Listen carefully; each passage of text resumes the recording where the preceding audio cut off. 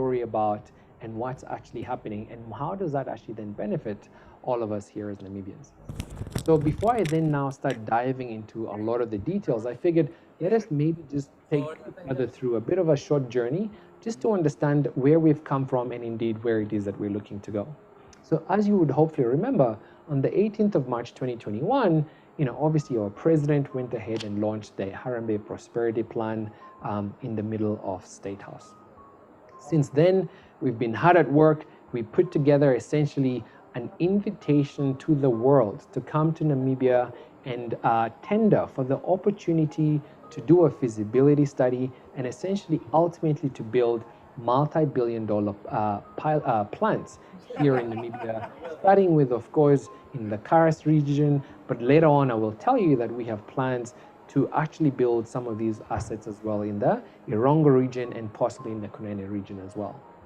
And so by the 3rd of August, of course, on His Excellency's birthday, we went ahead and launched this RFP, this Global Request for Proposal.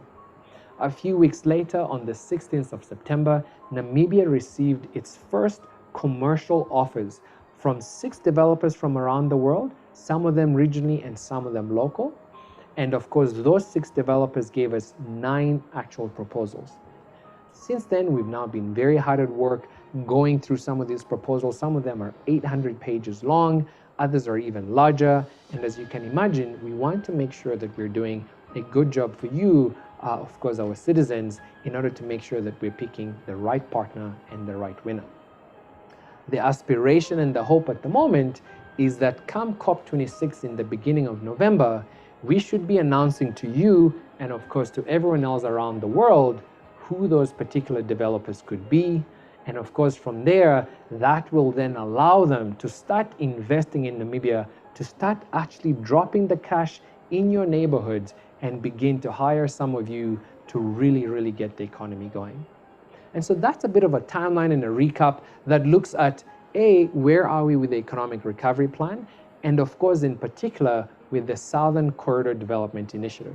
Because a lot of us I know are very passionate about green hydrogen. Of course, I am no exception, but the real big picture is the SCDI, the Southern Corridor Development Initiative, and I'll talk to you now a little bit about what does that Southern Corridor Development Initiative actually entail. So let's start.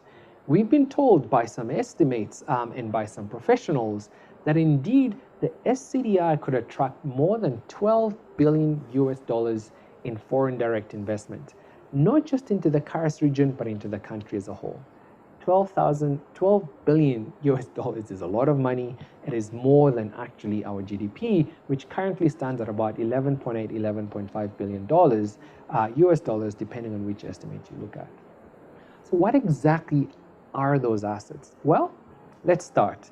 We now both know that we have a lot of very good wind and a lot of very good solar resources in the Karas region, okay? Especially in that Spiegelbad National Park, which we've opened up for developers to come and start building some of these assets.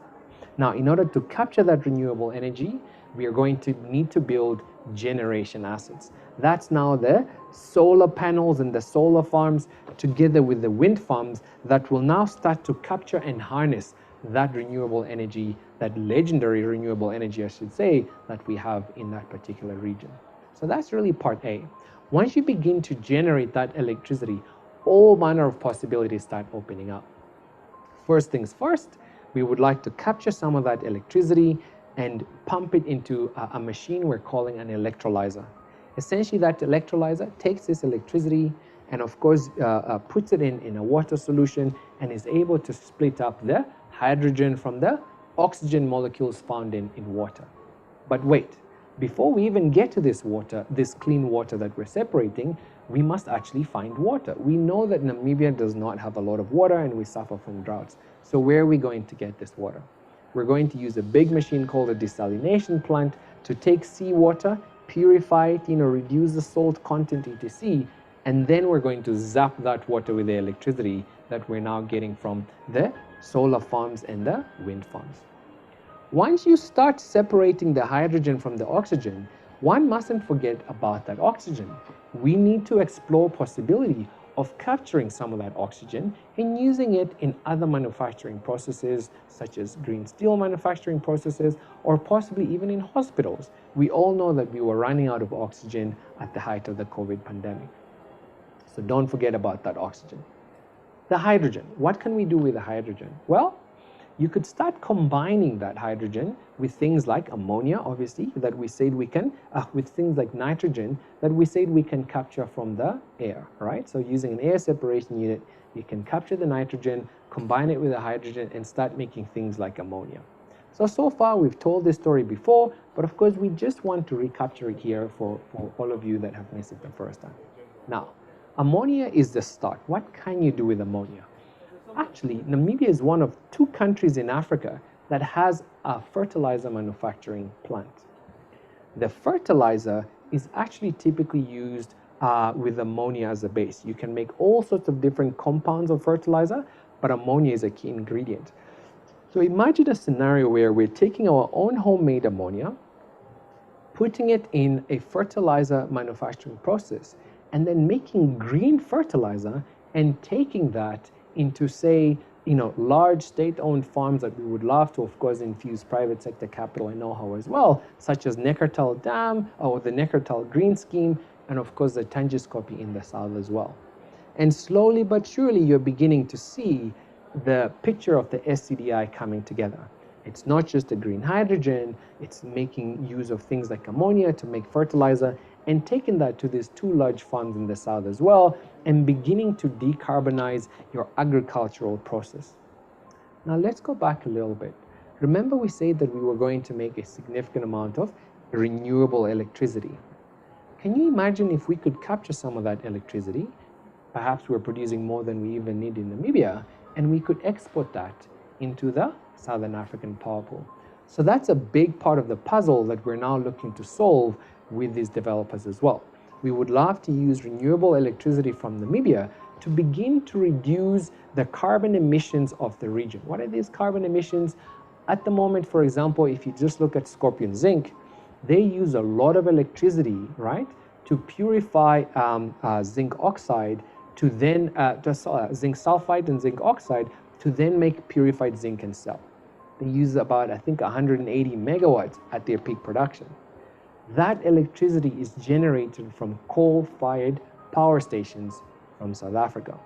Of course, as you use the coal to create that electricity, you're reducing carbon and pollution in the air, and that of course contributes to global warming, and that contributes to climate change, and that's why we're getting very erratic weather conditions, and of course we're also getting things like prolonged droughts, etc. Again, you're beginning to see just how inclusive and wide the Southern Corridor Development Initiative is. So renewable electricity going into the Scorpion Zinc facility can help us make green zinc as well. That is another export that of course could go up in price because it's being produced by renewable electricity. So far we're already making green fertilizer, and we're beginning to make green zinc, and of course we're exporting green electricity into the Southern African power pool. Okay, now what about the molecules? The electricity, people call that electrons. The molecules is now where you can make ammonia, green hydrogen, that you can actually put in a gel called a liquid organic hydrogen carrier, and you can export that. But of course, let's not forget our own neighbors. Right to the north, we have Angola, who obviously use hydrogen and other synthetic fuels in their refining process. And of course, to the south, we have South Africa, which is essentially the largest producer of gray hydrogen in the world in the form of Sasol, right? And Sasol in South Africa have committed to decarbonizing Sasol and getting to be carbon neutral by 2050. So Sasol will have a great deal of demand for green hydrogen. So you can imagine a scenario where we could build our own green hydrogen assets in the Karas region and exporting some of that green hydrogen into the Northern Cape and later on all the way to Secunda. There we will then need to construct a pipeline.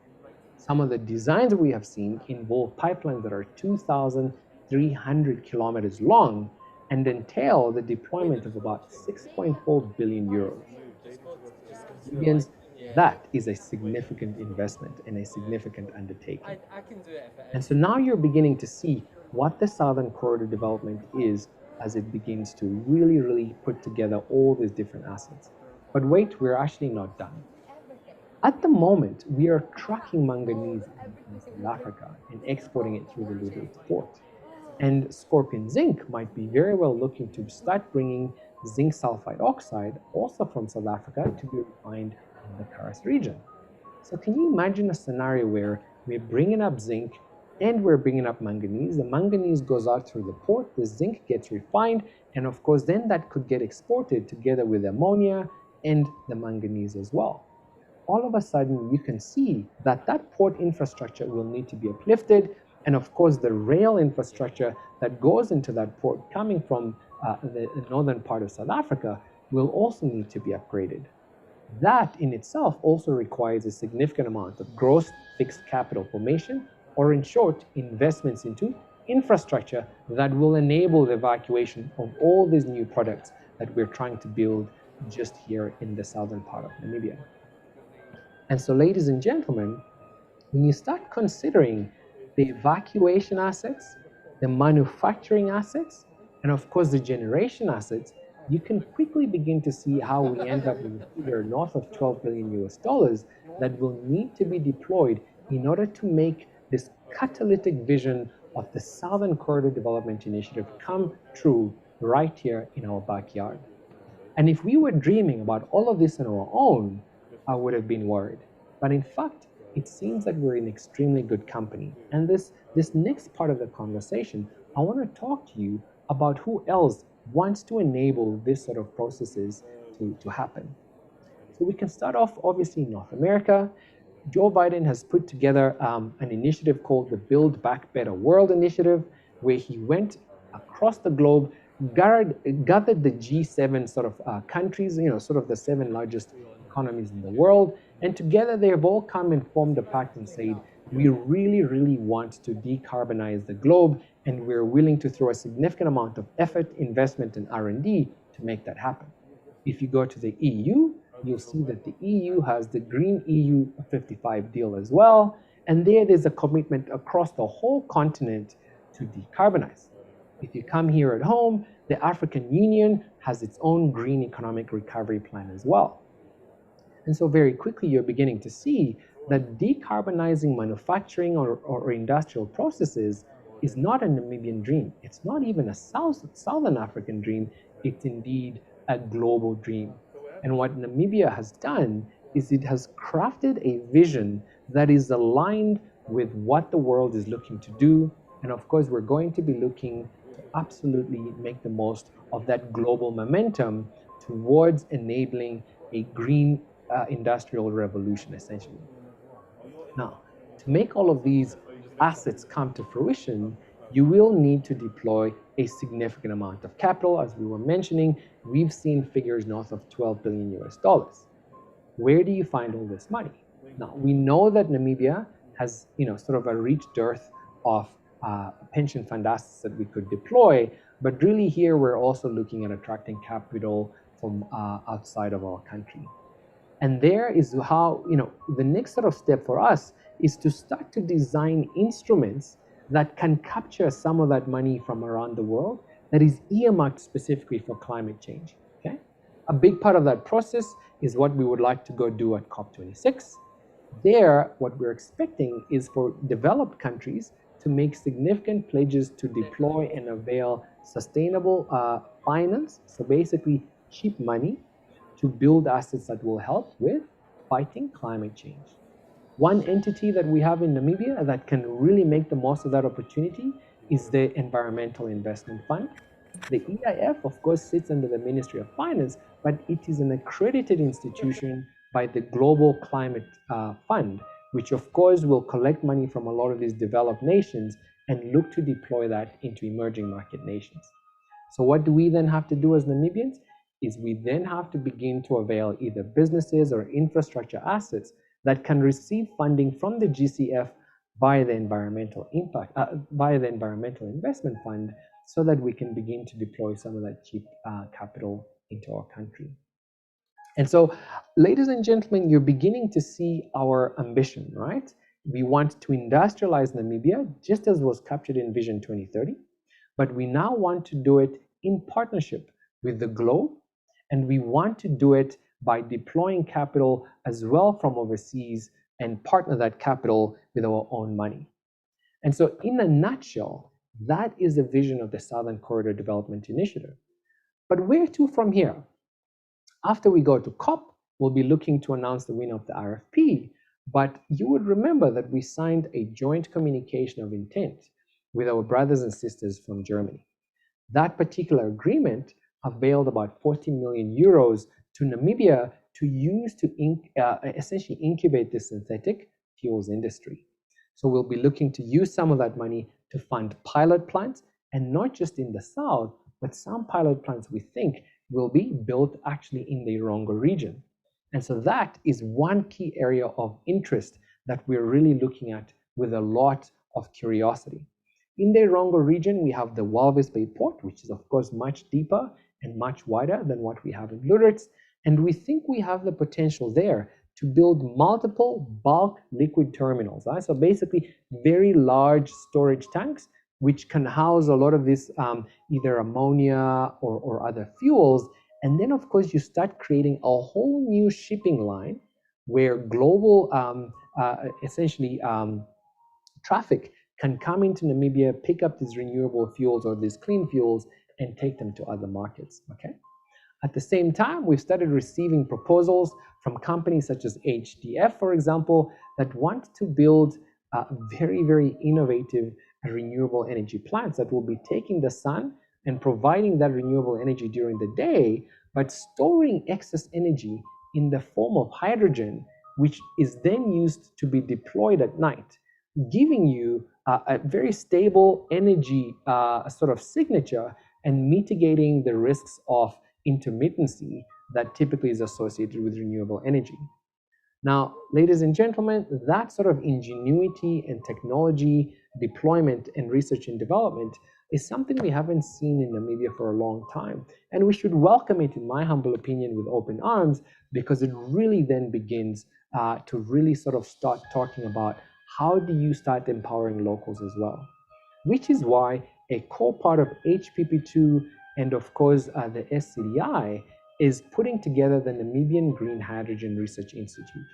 And that is where NAST and UNAM will be working together to pioneer the deployment of pilot plants, the deployment of research projects right across Namibia, so that we can actually start building cutting-edge solutions right here in our own country, and of course potentially begin to enable a manufacturing base to take hold as well.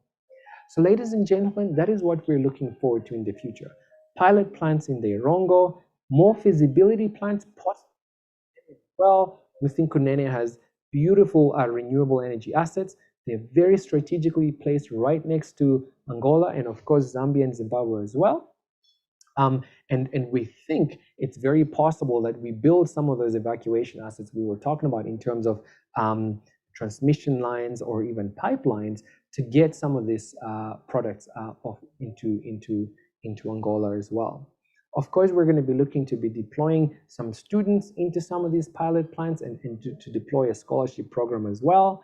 And really, this is not going to take 5 years to do. We want to do this in the next 6 months. Just because we know that the economy does need an infusion of capital, it needs an infusion of confidence, and of course, it needs an infusion of hope as well. And so hopefully this video has given you a bit of a better idea of what the Southern Corridor development is in relation to, yes, green hydrogen, and most importantly, in relation to our economic recovery plan. So thank you so much for joining me this time. And of course, we stand ready to continue to provide you with more information as your questions carry on. Thank you so much and see you next time.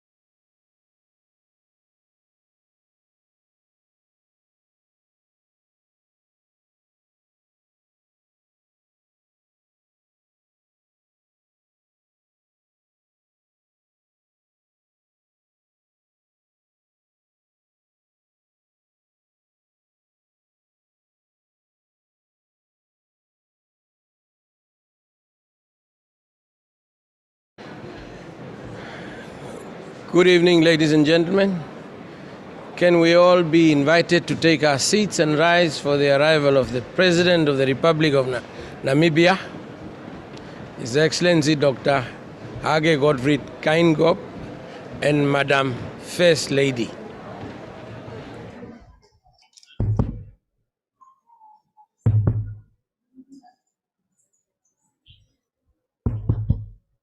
Can you hear me now?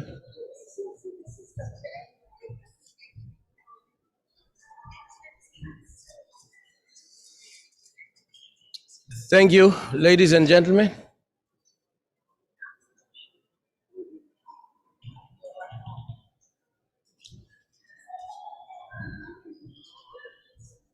What's happening?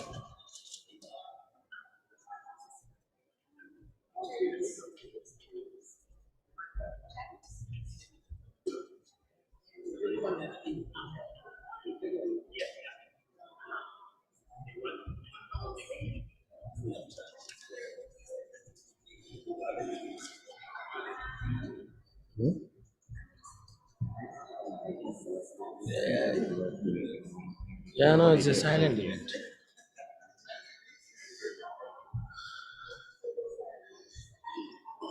Good evening, ladies and gentlemen. It's a silent event. Please fit your microphones on for you to be able to be with us. Your Excellency? It's a silent. Everyone else is reminded that this is a silent event. Have your microphones on for us to interact. We can get started. I welcome everyone. Your Excellency, Dr. Hage Godfrey Kaingop, the President of the Republic of Namibia, Madam First Lady, Monica Gaingos, you're both heartily welcomed at this rather short, hopefully what would turn out an event that will give Namibia's short history and ambitions in terms of the climate, green hydrogen, and how we see our way forward. Ladies and gentlemen, Your Excellencies, delegates, there's a strong Namibian delegate present here that has accompanied His Excellency the President. So with that, everyone is welcomed. And I hope you have a short program, which I have. It'll start off with the welcomes that are already in order. Then we'll have a short introduction by the High Commissioner of the Republic of Namibia, Linda Scott, of one of the key participants. Then we will have His Excellency take the podium, and he'll give us a few remarks about what he knows best of not just the country Namibia, but the green hydrogen, the ambitions of this very nation, emboldened, brave country somewhere tucked away in the position of Southern Africa. We will then have the Green Hydrogen Commissioner, James Newpe, talk to the audience about the details, the nitty-gritties, the granular details of where we think this country ought to be in the mix of the race to find new liquid fuels, replacing fossil fuels as we decarbonize the climate and save our planet. Thereafter, which we will have some discussion around the benefits of partnerships between the various partners talking to us around this very subject. And then we should hopefully be, in the nick of time, move into closing remarks, and we can take it off to some networking event amongst ourselves and a little bit of a cocktail to close off the evening. That should really be the program. So without much ado, I want to call upon Ambassador Linda Scott, the High Commissioner to the Republic of Namibia. Please do take the platform and give us the next speaker.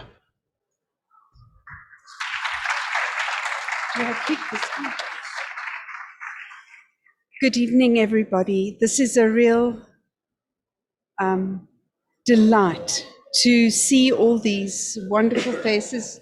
His Excellency, the President of the Republic of Namibia, Dr. Anne Gallagher, the Commonwealth Secretariat, very well represented here by Patricia Scotland and by Louis Franceschi, and of course to have our First Lady here.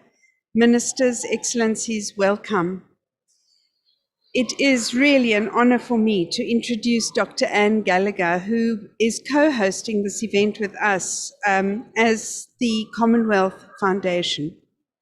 The Commonwealth Foundation is important to us as Namibia because we are a member of the Commonwealth Foundation, and it's the umbrella organization for the civil society.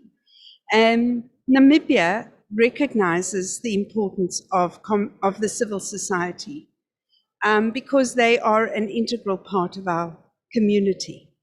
And Dr. Anne Gallagher is really the most wonderful leader of this incredible organization.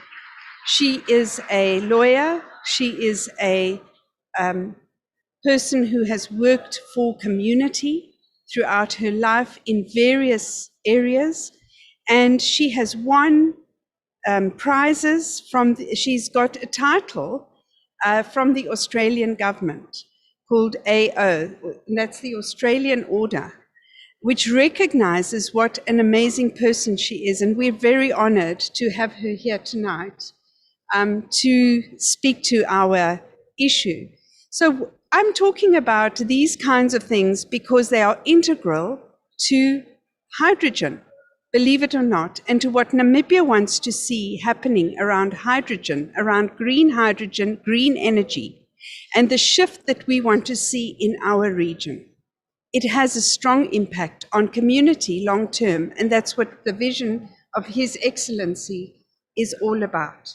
How our people, how our communities are going to be benefited, how our country, while keeping our conservation strong, how community is going to benefit. And so Dr. Anne Gallagher, I'm going to welcome you to the podium, and she's going to speak to this topic. Thank you.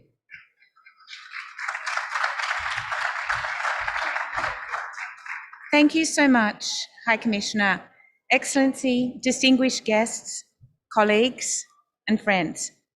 I'm so happy to be here this evening. It's a great honour for me to be introducing the President of Namibia, who is going to tell us firsthand about a radical new initiative that his country is embarking on to change the story of energy production and the story of climate change in Southern Africa. I will keep my introduction very short, but I did want to acknowledge up front that Namibia comes to this issue with some very impressive credentials. As a lawyer who has dabbled in comparative constitutional law, I can remember hearing in 1990 that Namibia had become the first African country to enshrine protection of the environment in her constitution.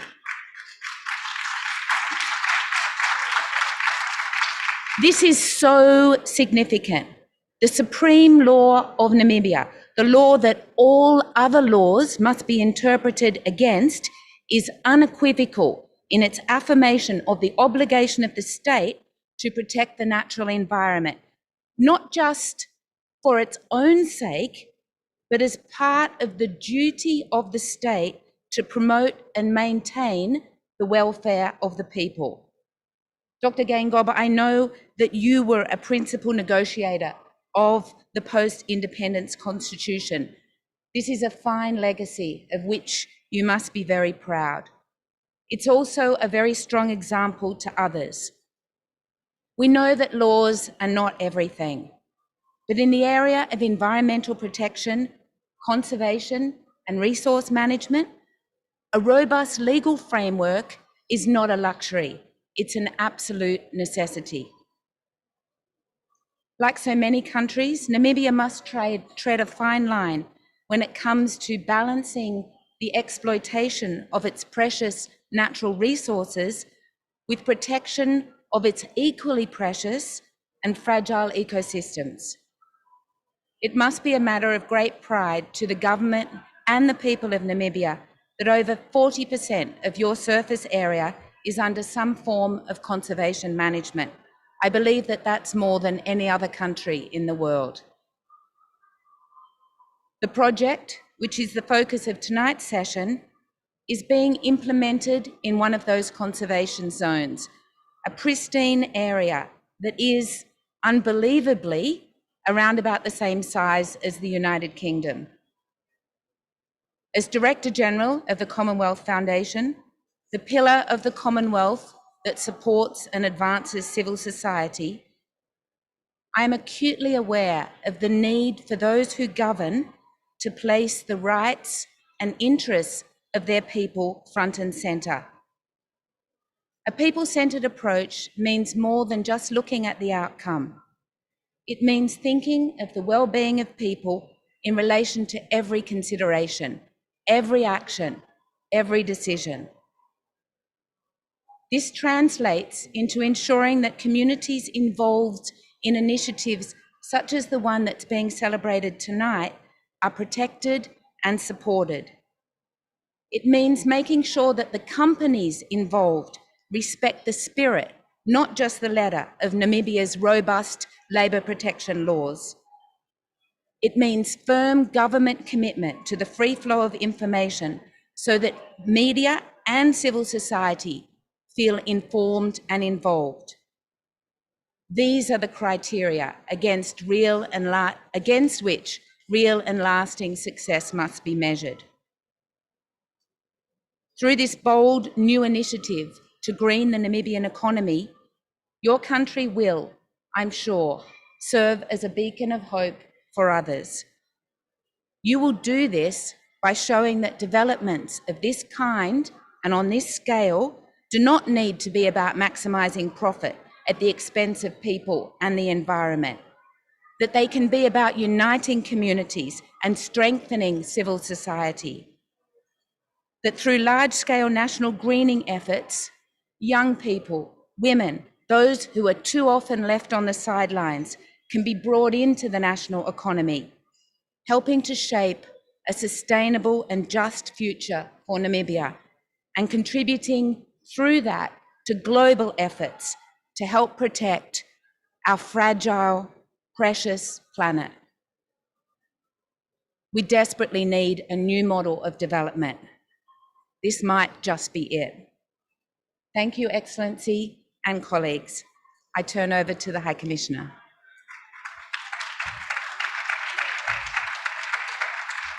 Thank you. Can we give her some more applaud? Come on, the land of the brave. Your Excellency, this has been a journey long in the making. You've put us to the front of it all with the best of your foot into those that you've selected to lead this endeavor.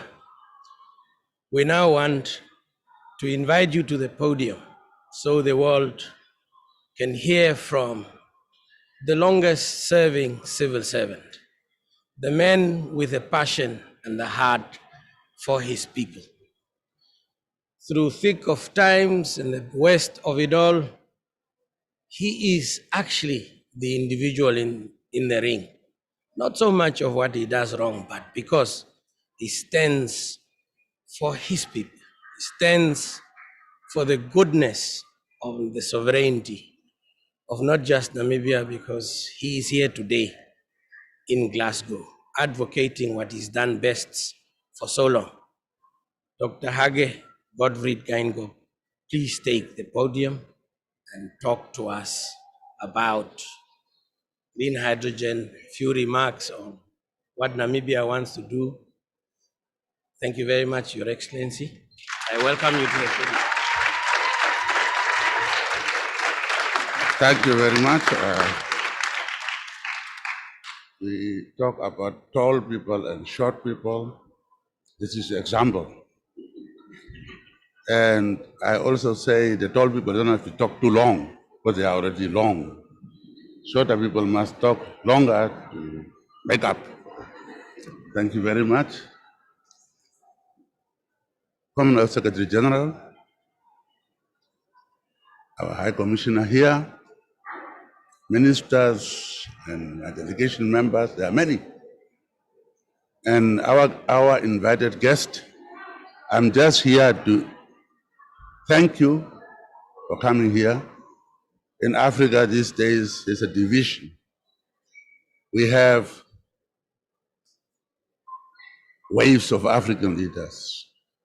First wave was the big guys, strong people, extraordinary leaders, Kwame Nkrumah, and then those who told us to stand up and fight for our rights. Second wave, we had a confusion of Cold War interference, for military coups and one-party states and so on. Now we are third wave leaders who come, we are small people. I don't look at my body, I'm big, but we are small people because we are not Sam Nujoma or Kaunda or Kwame Nkrumah or Sekou Touré. Those were the first wave of African leaders who told us to wake up and fight for your freedom.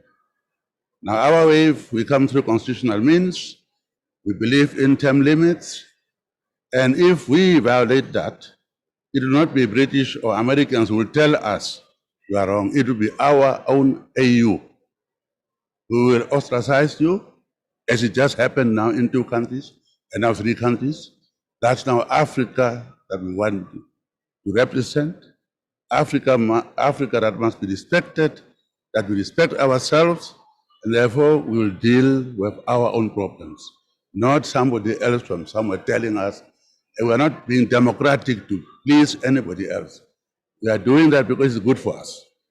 So the country we are talking about is a true democracy, youngest among African countries, but processes, systems, and institutions. These people were dealing with this matter, not informing me anything. Now he is saying I must come and talk about it. We said it must be in the hands of experts. They bid, they asked people to bid, they violated them, and they are going to announce the winner tonight. On my part, I'll just tell you, Namibia is a country who will welcome all the investors. We want to come to a country where there is peace, with a law and order, where in case there is a dispute, you can go to our courts, which are very independent, and get justice done. Also, we want you to come with your friends, your wife and your families. There must be amenities for them, not just to go and work. The facilities, our parks are good. You can take your kids on the vacation, holidays to go and enjoy. But also, safety. You don't come to the country and then you are worried about whether your children are still okay or so on. So those are the things I'm there to guarantee. Now these people are talking about green hydrogen. That's for them to come and explain, because they were keeping it away from me. So I'm just here to really welcome you and thank you, and to say Namibia is ready to welcome investors. They will be safe in all aspects. Your money will be safe. You can take out your money if it is there. These days, we are going through difficult times, but Namibia is still ticking. Even with this unwelcome enemy who just came in, we are controlling it. There's a terrible time. But today, we are getting no death. The numbers are down 15 or so on. So with that, our medical system is also intact. So your children are not going to run out to go to South Africa or Europe. We treat you there. With that guarantee, I would like to allow the short people to talk longer. I'm told I'm supposed to be short. So thank you very much. Indeed, thank you, Your Excellency. The short people have stepped onto the podium. They are somewhat taller now. We call upon the Green Hydrogen Commissioner and Economic Advisor in the Office of the Presidency to just unpack you the story of where this brave country aims to get with the new green economy, blue economy. That's where we want to. So should be a short story and it will unfold into the processes of bidding, the request for proposals, how we manage that, and finally, hopefully, we will have some news to everyone. Mr. Nyupe, please do step up and be as tall as I am.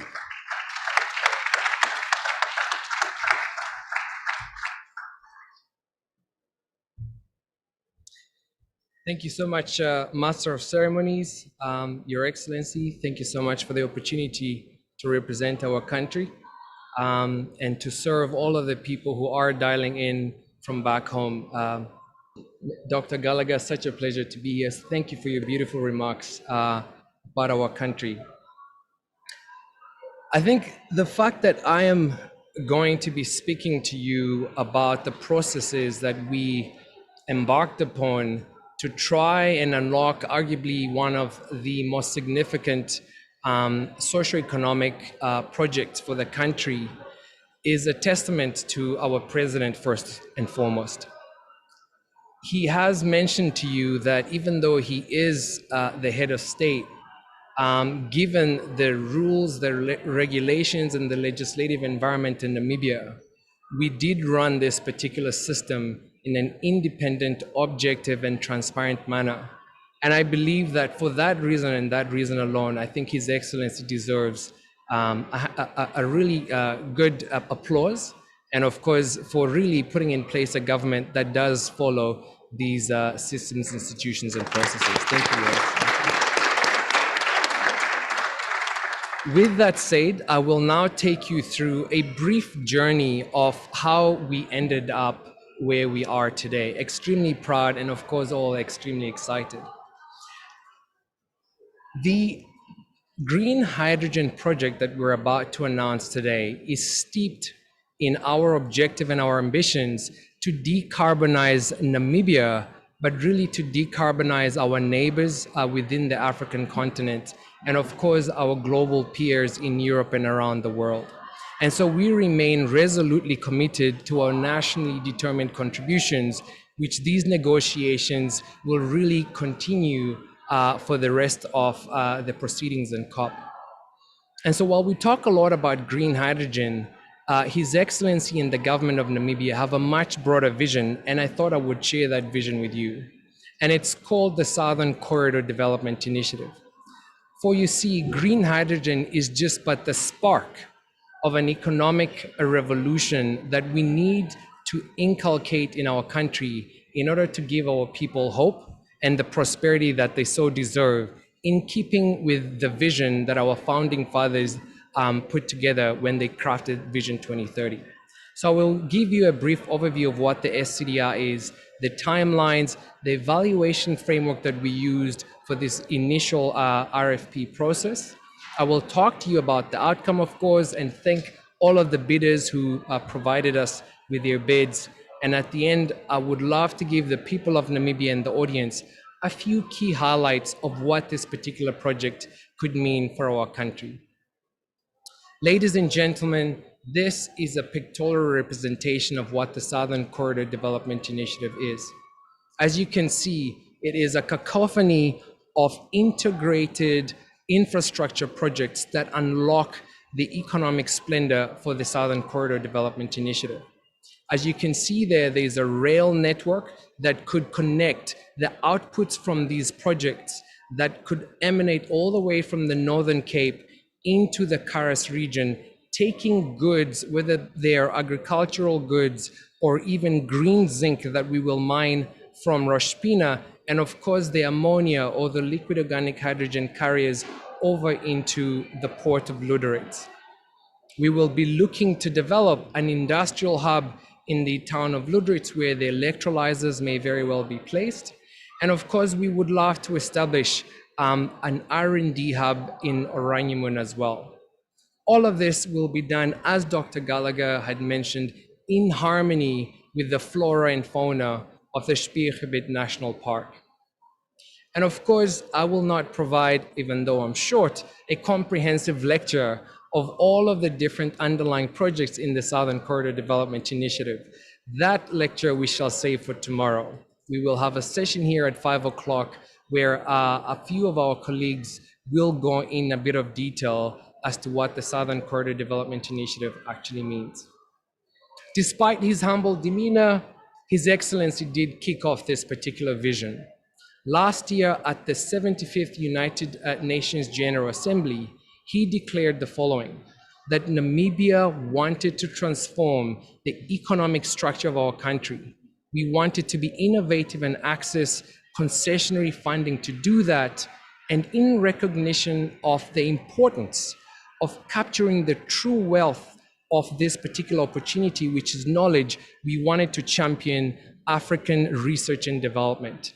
And to that extent, I'm extremely proud of the fact that our Pro Vice Chancellor from the University of Namibia, who heads up research and development at UNAM, is here today, and again, will be speaking tomorrow, where we shall elaborate the key roles that our R&D will play in unlocking this particular opportunity fully for all Namibians.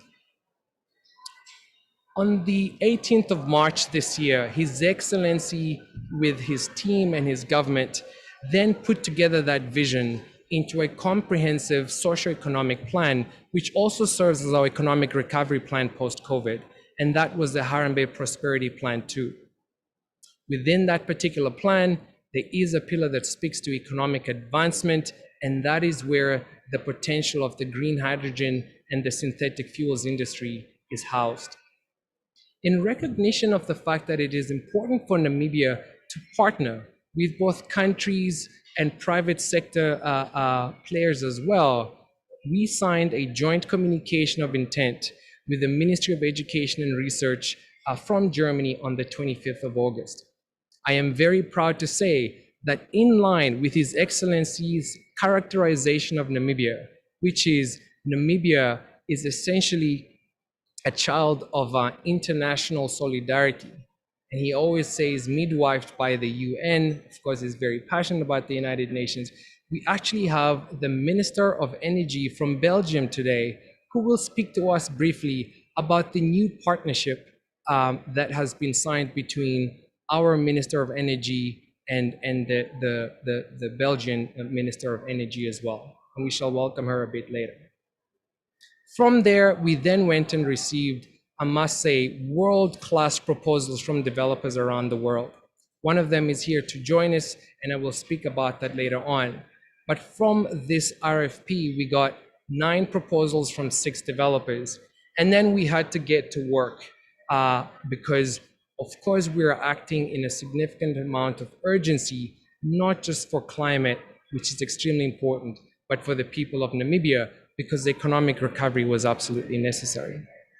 What I have put up here is a brief outline of the key challenges that we gave the various developers. As they submitted their bids, there were 4 areas that we were going to use to primarily evaluate their proposals. One was their business case. How robust was it? Did they have letters of intent for the offtake? And of course, how were they going to be deploying these electrolyzers that are extremely rare? To Dr. Gallagher's statement, 10% of the score was actually determined by how robust their proposals were in relation to the conservation of this national park that we were going to allow them to come into. And of course, the usage of the land and how they were going to respect the sensitive areas of the Spiegelgebit National Park. We then, of course, wanted them to talk to us about their social impact ambitions as well. Which jobs, how well paying were they, in which sectors, etc. And of course, what sort of taxes would they pay, and what contributions would they make to Namibia's soon to be launched sovereign wealth fund as well. We then ended up with saying, or challenging them to tell us what sort of concession fees would they pay to occupy 5,700 square kilometers of this particular national park.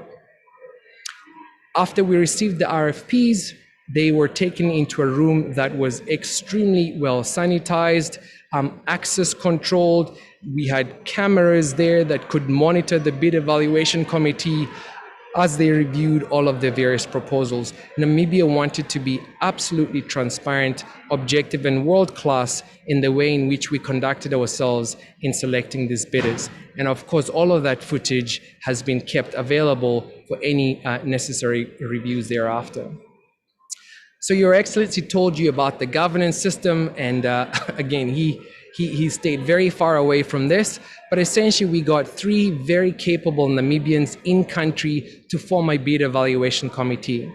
That bid evaluation committee was supported by the Green Hydrogen Technical Committee, and very importantly, in recognition of, again, our characteristic to partner, we went and approached the National Renewable Energy Lab from the United States of America. They're based in Colorado.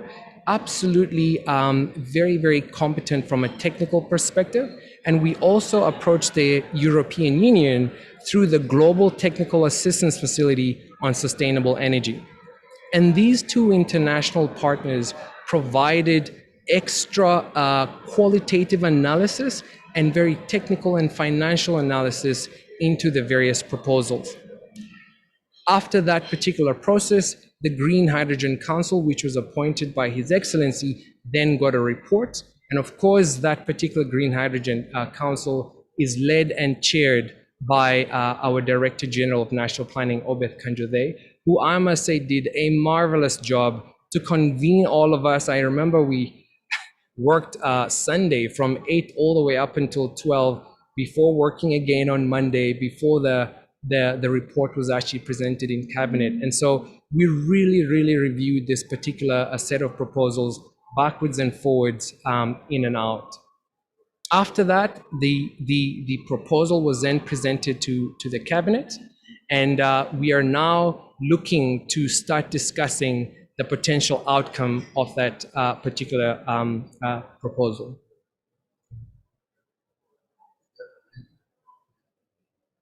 Correct. And to His Excellency's point, it was so confidential that not even cabinet was informed of the outcome. We wanted to inform all of you in line with our countrymen and women watching online today, again, adhering to an extremely strict process, which I'm extremely proud of how we conducted ourselves. And all of that, of course, was really spearheaded and facilitated by our Namibian Investment Promotion Development Board. And our CEO is here, and she will close this particular event this evening. So in summary, 9 bids, world-class. 3 financial bids were opened, or 3 bids were opened, the financial aspect thereof. Some of the bids did not make it from a technical perspective.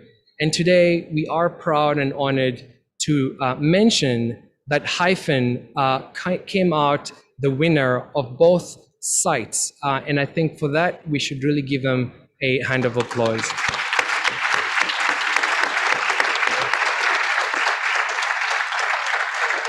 I must say, Hyphen is here today, and we will ask you to stand up. Hyphen is represented by Marco, who is the CEO of Hyphen. And of course, we've got Brian, who is the chairperson of Hyphen. Hyphen is a global consortium comprising of German companies, South African companies, and European presence as well. And so Namibia is extremely proud, as His Excellency mentioned, to welcome you into our country, and we look forward to working with you to really unlock the potential of this particular project. And so now we have all been waiting on the edge of our seats to begin to understand what this particular proposal could mean for Namibia. And I will take you through some of those highlights now. It is also important to mention that in keeping again with the systems and processes that we have in place, after today's announcement, we will observe a 7-day standstill period where we will give any other bidder any opportunities to raise any queries. Thereafter, this government will start negotiating with Hyphen to come to a conclusion where we will sign the contract and allow them to begin their feasibility studies.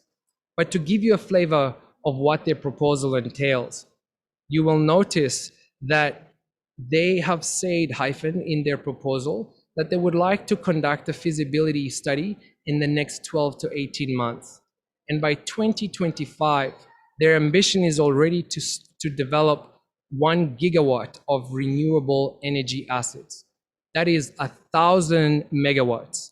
And I can tell you now that Namibia's total installed capacity is just 650 megawatts. And so within His Excellency's term, proposals to more than double our installed generation capacity.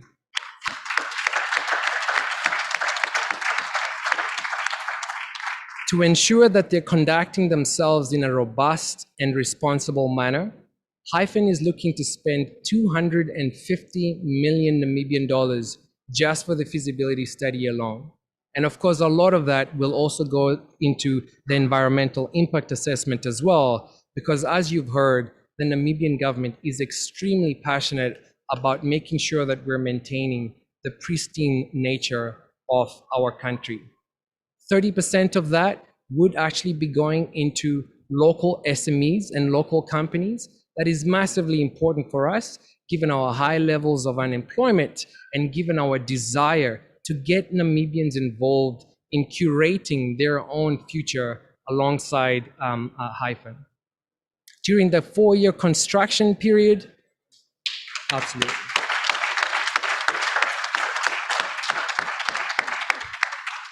During the 4-year construction period, we expect more than 32,000 jobs to be created. To give you context, the Karas region, which government Aletta Friedrichs really looks after, and she's right here at the front, currently has just about 30,000 employed people. And so this particular project could double the employment prospects for the people in the Karas region, and we're extremely excited about that. And I know Hyphen wants to work very closely with the governor and the people of the Karas region as well.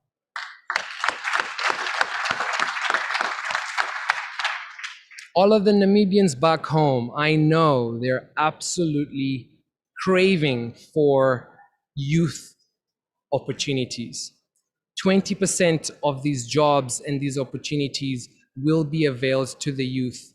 This was actually a component of the challenge the Namibian government gave to the developers, and we're extremely pleased that they have come forward to meet that particular challenge head on.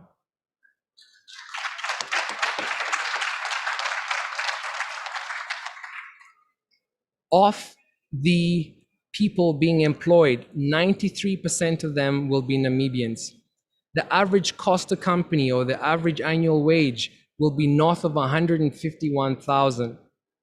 2.5% of the annual revenue during the operation of this particular project will go, Your Excellency, to the newly established or soon to be established Sovereign Wealth Fund.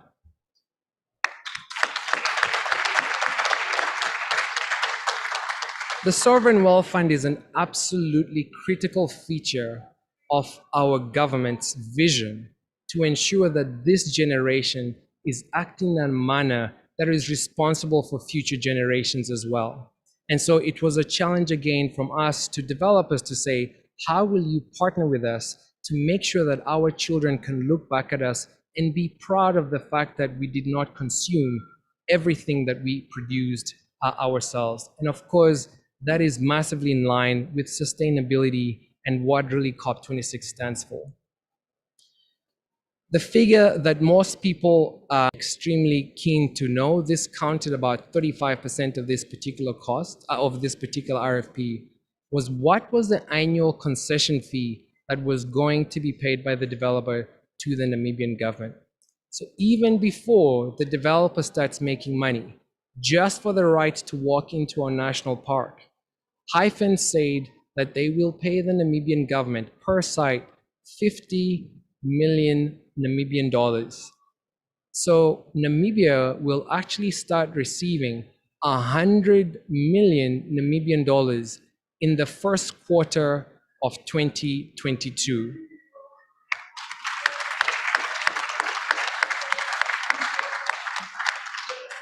We believe that in itself is an absolute testament to how green hydrogen can begin to impact the lives of Namibians, not in 2030, not in 2050, but in 2022, today. And that speaks to the urgency with which His Excellency and the government of Namibia is working for the Namibian people to get our economy going again. The period within which they wanted to execute this feasibility study was a year. We know that we may very well want to give them a little bit more time. They have 2 years to do this feasibility study, but Hyphen is in just as much a hurry as the Namibian government, and so we will move at the speed of lightning, but of course with the robustness and the competency that would be expected by our director who used to run but I'll stay out of that. But our president is very much still a teacher. And so he makes sure that we cross our T's and our I's. Namibia is about to embark on an absolute game changer of an opportunity here. We are availing 5,700 square kilometers of the Spiegelgebied National Park. There's another 20,000 that we could avail in the future. I must acknowledge that we received bids from really world-class developers, and we would love to work with some of the developers who did not necessarily win today to develop future projects and future initiatives.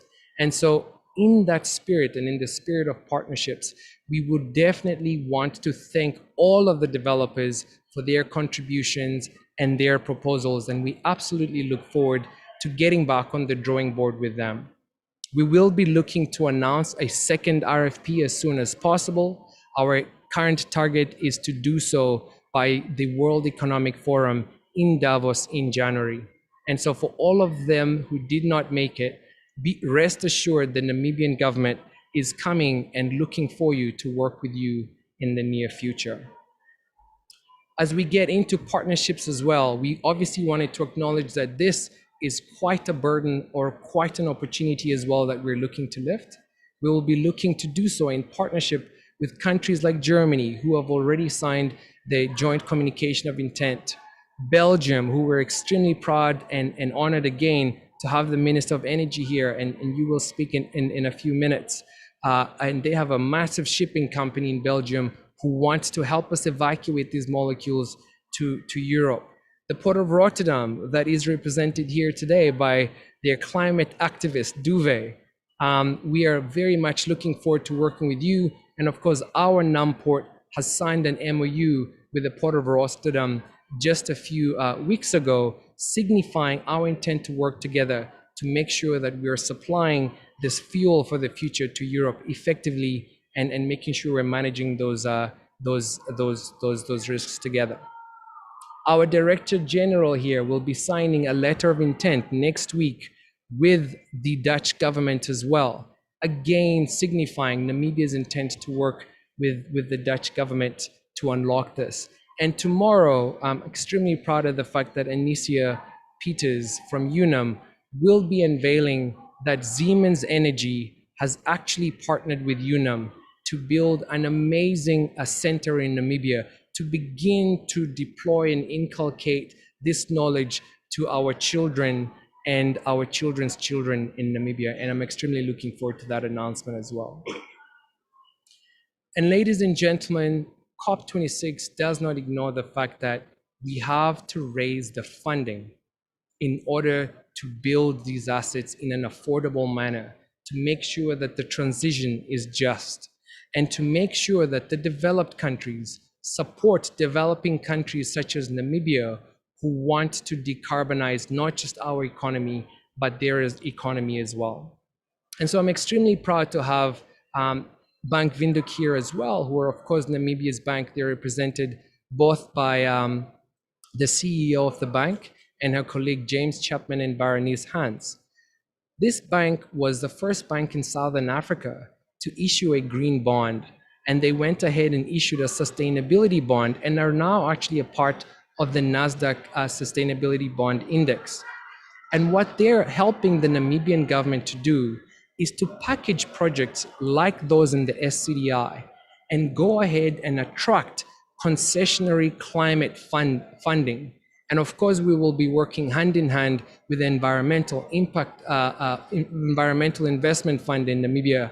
And of course, our CEO, Benedict Libander, is here as well. And between these two parties and others, they will work with the Namibian government to make sure that we raise the best and the cheapest funding for our government to buy equity stakes in some of these projects and to ensure the people of Namibia participate from a wealth perspective. At this point in time, Your Excellency, I think for a short man, I have taken quite a bit of everyone's time, but I do believe it was necessary to give Namibians a taste of what is to come. We're extremely proud of all of the support that we have received back home from the media, from the private sector. Some of him could travel here. And at this point in time, I would really love to say I thank you, and we look forward to working together. This is just the start of the journey. We should all be extremely proud. Thank you so much, Namibia.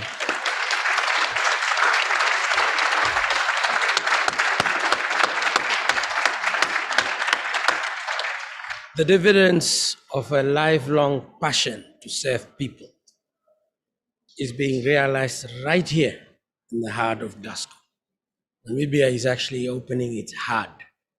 It's saying, come to us. We may look small, fragile, open, but we have stealth in the figure and leader the world has come to know, Dr. Hage Gottfried Geinkop. I want to open up for any short comment, questions, if at all.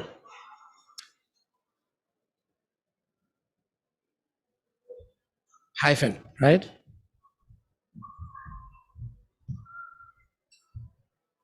At this point, we wanted to invite the Belgian Minister of Energy up briefly to just give a few remarks about how Belgium would love to work with Namibia. Thank you.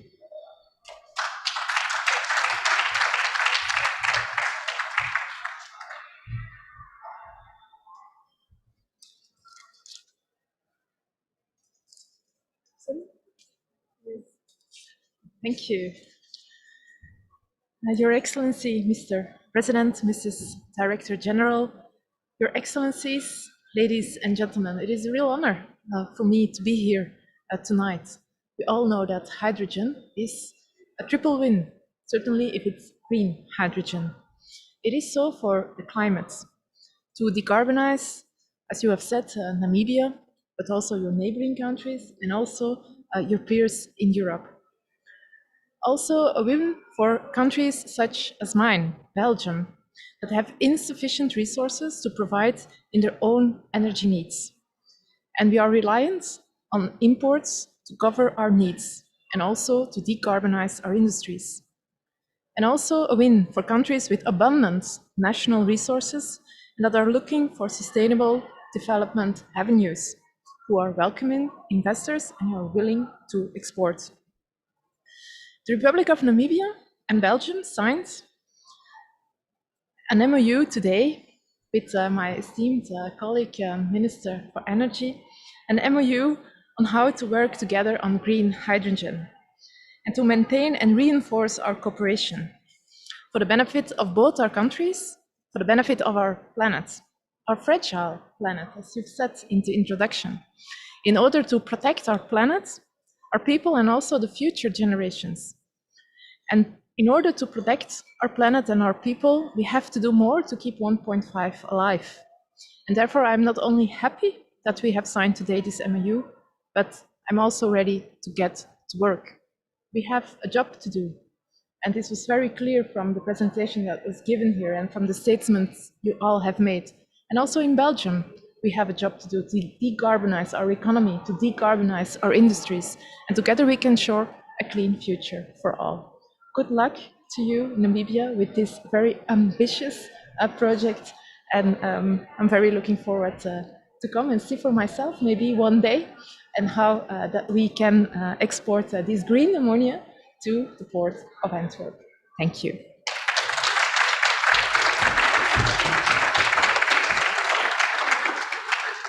Before we hit the closing remarks session, I want to inform Your Excellency that today we opened a new front, in the endeavor to widen Namibia's presence and what it can offer the world.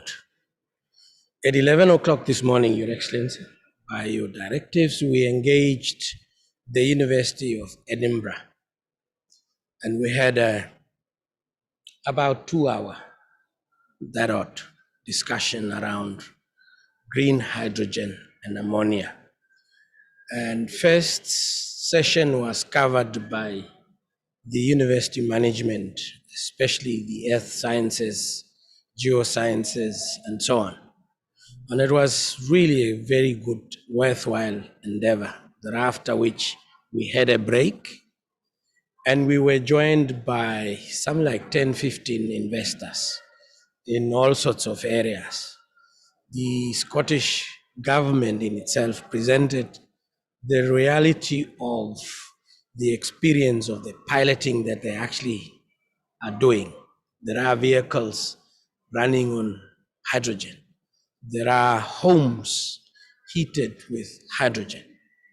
And this is very early on in the piloting stage. So there's a new front that we need to open up, and we need to actually get in touch with the investors, absolutely keen interest for that front to start being reality. So I won't be surprised that in the next few months before Davos, we could actually literally have expressed interest from what I could gauge as a live interest and participation actually waiting to happen. So that was the good news of Edinburgh today. With that out of the way, in fact,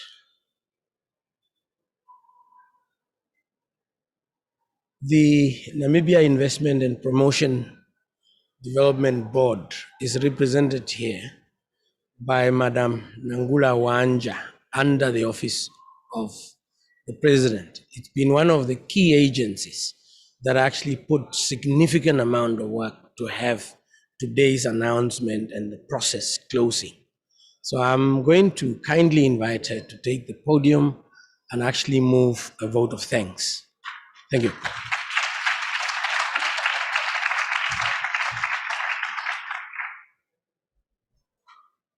Your Excellency, ladies and gentlemen, thank you very much for the opportunity and for joining us this evening.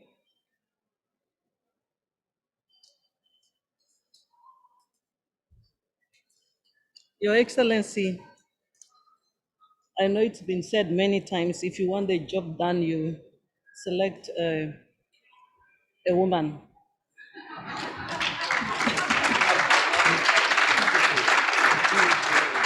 So I know you were very strategic. There were quite a number of gentlemen, but you made sure that there is a woman somewhere there to make sure that everything goes according to plan. The plan has worked. The team is here.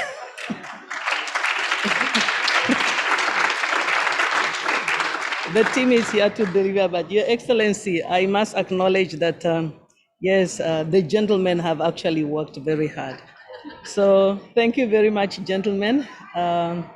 Without our Director General, without our Green Hydrogen Commissioner, we will not be where we are today. So it has been a few long nights, but they have worked very hard. And I think what you have given us an assignment has been accomplished, or at least stage one thereof. I normally say that I think November last year, I've heard for the first time about green hydrogen. March, His Excellency launches HPP2 with green hydrogen and the SCDI as a focus. 3rd November, we launch the RFP. Today we are awarding. I think things have been moving quite at a good pace. And we're looking forward to making sure that that pace that we have started and the momentum that has been built will continue to work. As indicated earlier in the introductions, Namibia respects and values the environment. And that's why, right on the day we were born, 21 March 1990, His Excellency, who was leading the negotiations for the Constitution, him and his colleagues made sure that the environment is protected. And today, he continues further and made sure that in his last term, the Harambee Prosperity 2, the largest item that is there, is continuing again with the protection of the environment, not only by Namibia, but also for the whole world. And that is why I think the partners and partnering, as has been indicated, it is very, very critical for us. So I was asked here to do closing remarks and to do a vote of thanks. So really, from the Namibia Investment Promotion and Development Board, as an agency in the Office of the President and as an agency of the Government of the Republic of Namibia, it has been an honor for us to be part of this process, to support the facilitation of the process. And we are here to continue to support our Minister of Environment and Tourism as he enters into the contract and the next stage of the negotiations. And as we see, hopefully, even more asset being developed in this area. So investors, as our president has indicated, they are welcome to Namibia, and we are there to support you and to help you navigate Namibia and find your way on this journey. So this is the beginning of a journey. We believe that it will be a very long journey. Of course, with every journey, it will be challenging. There will be a number of stops, but we are not called the land of the brave for nothing. We have been through some challenges, and we are looking forward to the next level of challenges. So ladies and gentlemen, thank you very much for being here with us this evening. Thank you for those that have contributed. Thank you for those that have partnered with us and those that will continue to partner with us on this journey. We appreciate the support of each and every one of you. As indicated, we are inviting you for a drink, and we are also inviting you to join us here tomorrow as we unpack the next stage of the journey. Thank you very much, ladies and gentlemen. Let me just, there are politicians here maybe. Let me just inform you how I poach these people from private sector. All of them here, see, even him earlier, all of them I took from private sector. And I'm not saying things didn't work in the past. We didn't know certain things. So I took all of them, all of them from private sector. I got them one by one, even the bank, he was a bank governor, that one. He is the only politician with me, but from youth. So you see how things can work. Who is a political leader in Africa who is here? Do the same, huh? Pick some of them from private sector, but control them, huh?